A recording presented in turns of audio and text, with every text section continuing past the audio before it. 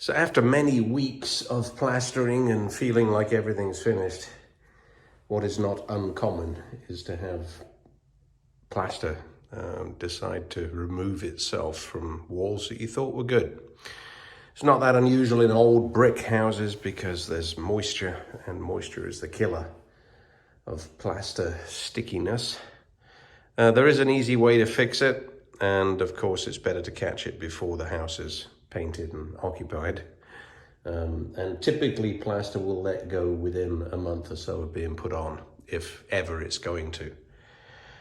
So the process is always the same and the cause is always the same.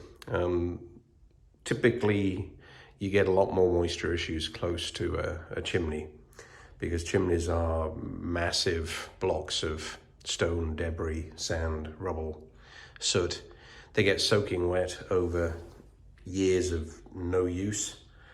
We capped these chimneys about 4 or 5 months ago, and it quite often can take at least 6 months or a year for a massive block of masonry to dry out.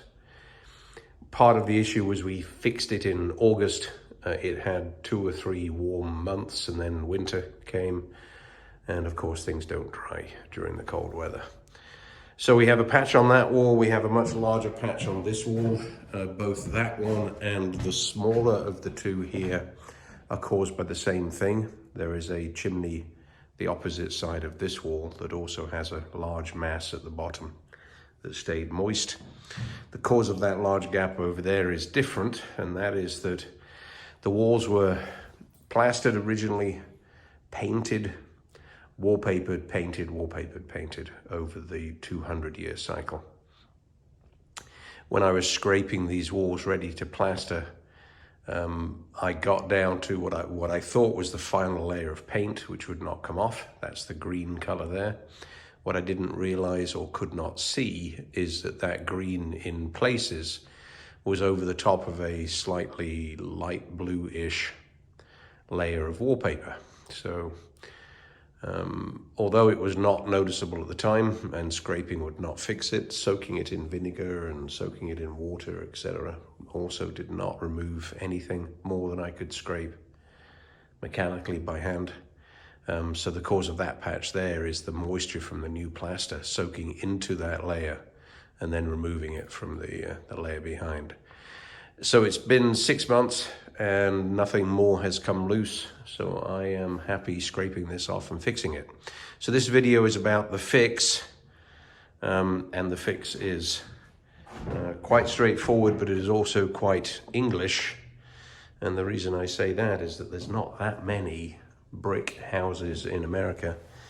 Plus, there isn't the same dampness problem in even old American brick homes, because the country is just not as damp as England. So in England, plasterers have learned quite a few tricks. One of which is a product that you cannot buy in America. It's made by a company called Unibond, and it's Unibond PVA, which is a water-based glue that absorbs into absorbent materials. And plasterers use this in 2 ways. So first process here, which I need to do, is make sure that all the loose material is for sure off the wall, particularly right up to the edges.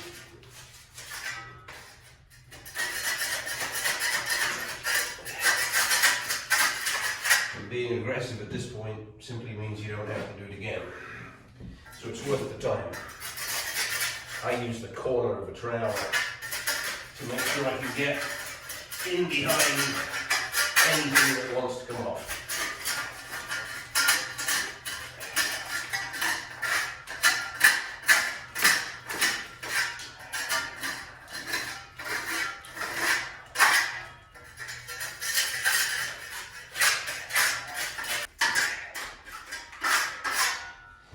But the dead giveaway of the cause of the problem, so that you don't let anyone lie to you, is that when you look at the back of the plaster that came off, you'll see the brown layer, which is the backing and or glue from wallpaper.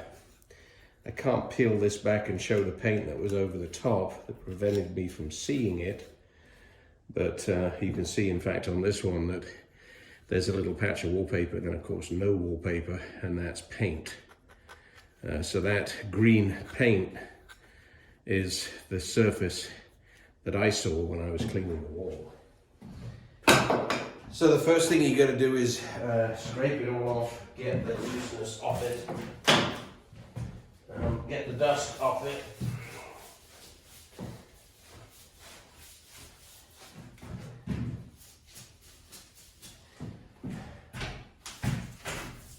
Those edges are nice and solid, there's nothing loose.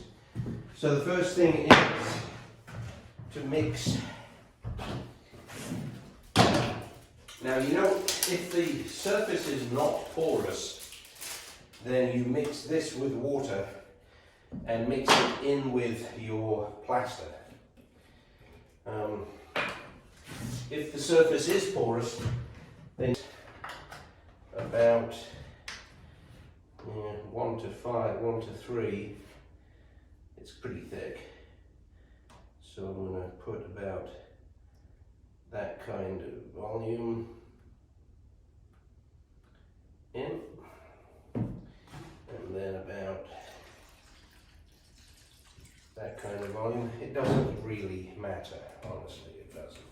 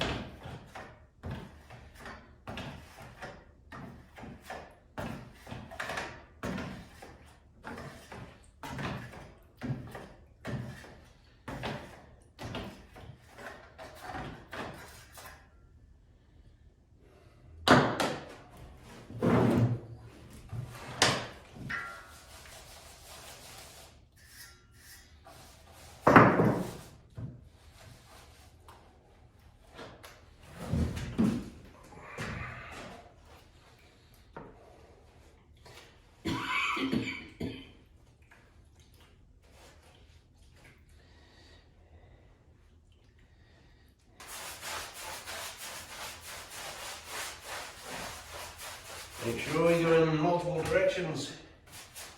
Get in every little nook and cranny, as my granny used to tell me.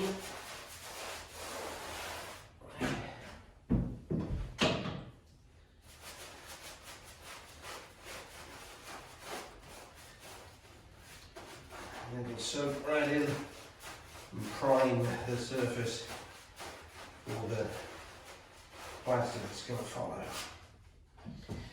Doesn't take much to do a fairly large area. Now this wall over here is not porous at all. There's small patches that are, but I really don't want to have. Glue on the wall is still very slightly tacky, which is what we want. So now I'm going to pre-mix a little more glue with a little more water and mix up a batch of plaster. So although there are directions that are specific and call out the difference between porous at 5 to 1, non-porous at 3 to 1, tile or other surfaces 1 pure PVA, really does not matter, except that the thicker the solution, the less likely it is to be absorbed into the surface. So with these, I've got a mixture of different ones. I did this at 3 to 1. I've mixed this up now with probably 5 to 1. There are some lumps, and I tend to work them out on the graduated part of this paint tray. And of course, once you start mixing the plaster, it doesn't really matter. They will mix in. So I'm using Durabond Quickset. Don't confuse this with Unibond, which is the PVA. Unibond is the manufacturer of this. Durabond is the manufacturer of that. I just noticed that bag is 45-minute drying time. I'm going to see if I have a 90-minute.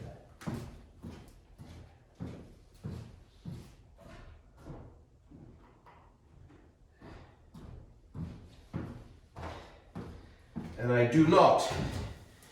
I only need 5 minutes of working time, so you think that something that says 45 should give me 5. Problem is it doesn't.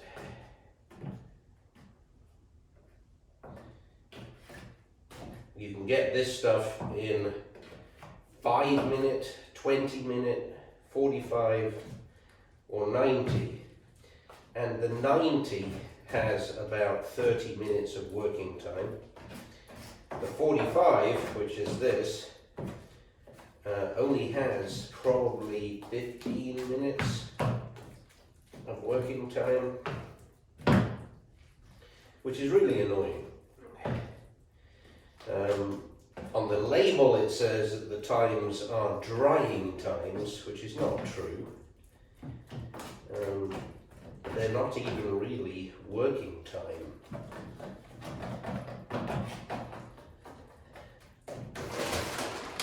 And working time, of course, is a fraction of drying time.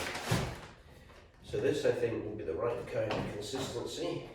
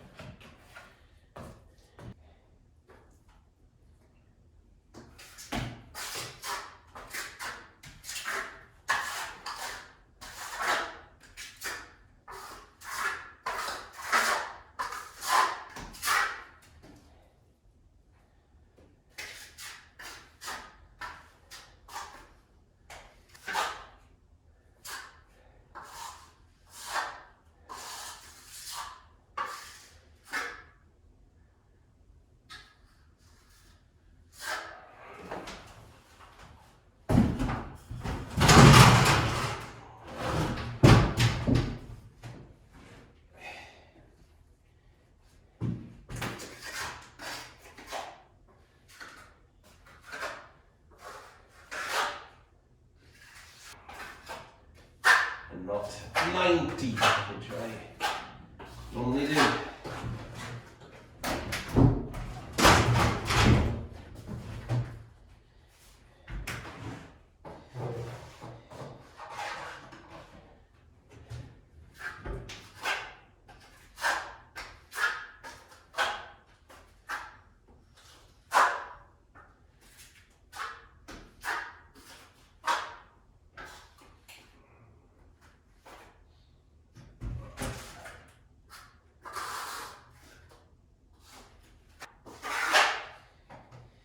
A little bit in here.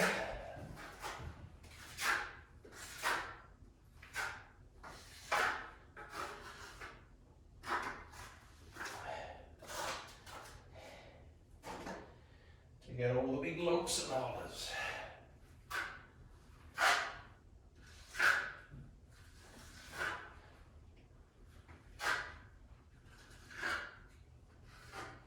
What he's going to do tomorrow is criticize my trowel work.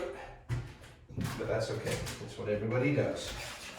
I don't mean only everybody criticises me, I mean everybody criticises everybody else.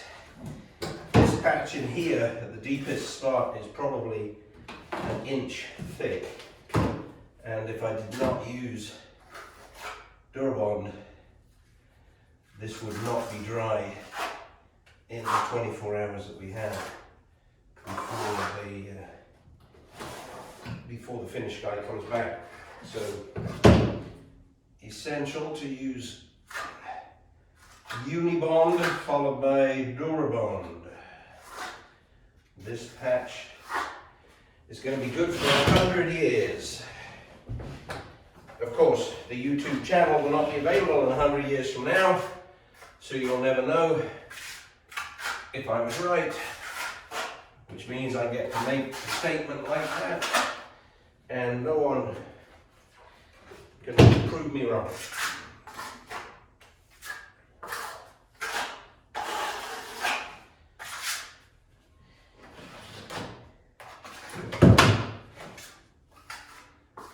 Perfect amount, I think, to do that bit of a wall behind.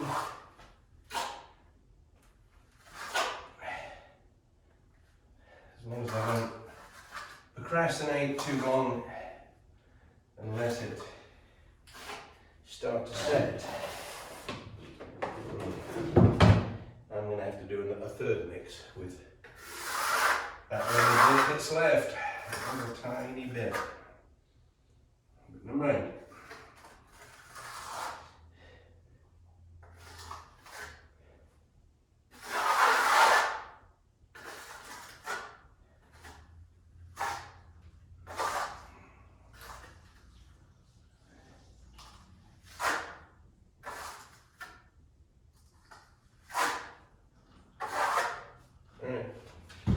So that's that.